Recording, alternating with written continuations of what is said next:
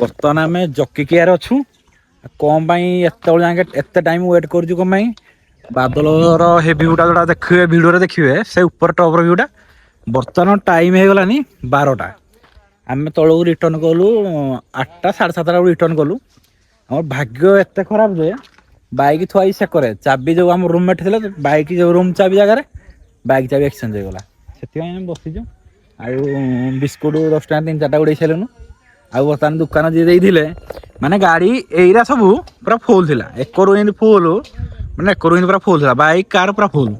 ବର୍ତ୍ତମାନ କେହି ନାହାନ୍ତି। ବର୍ତ୍ତମାନ ଦୋକାନ ବାଲା ବି ପଳେଇଲେଣି। ଦୋକାନ ବାଲା ଜାଗାରେ ଆମ ଭାଇ 2 ଜଣ ବଇଛନ୍ତି। ହତାଶ ହେଇକି ବଇଛନ୍ତି। ମାନେ ପୁରା ପୁରି ମନ ଶୁଖିଗଲାନି ଆଉ ବାଦଲ ବି ଶୁଖିକି ପଳେଇଲାନି। ବର୍ତ୍ତମାନ ଆମେ ଖରାରେ ବର୍ତ୍ତମାନ ଶୁଖୁଛୁ ଏଡେ। ଅଛନ୍ତି ଭାଇ ମାନେ ଯାଇଛନ୍ତି ଦାରିଙ୍ଗବାଡି ଯାଇଛନ୍ତି।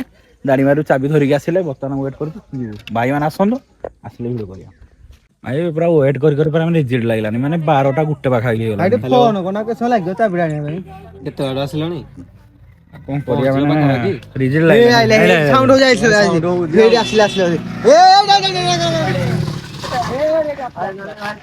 ଫାଇନାଲି ଭାଇ ଚାବି ଆମର ପହଞ୍ଚିଗଲା ପାଖରେ। 12ଟା ବାଜିଗଲା ଭାଇ। ଟାଇମ୍ ଟା ଟିକେ ଦେଖେଇଦେ।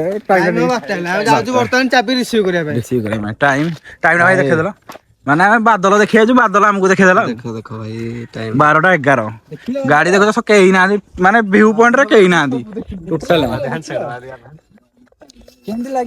ଏତେ ହେଲ୍ପ କଲ ଭାଇ। ବାଦଲ ଭାଇ ବାଦଲକୁ ଛାଡ ଆମ ବାଦଲ ବାହାରି ପଇଲା ଏଇଟା ଆଉ। ବାଦଲ ଭାଇ ଏଇଠି ଭାଇ ଚାବି ଦେଖ ଭାଇ ମିଳିଗଲା। ଏତେ ମାନେ ପୁରାପୁରି ଆଜି ଆମେ ଏଟା ବାଡେଇଥାନ୍ତୁ ବୁଲ ବାଡେଇଥାନ୍ତୁ।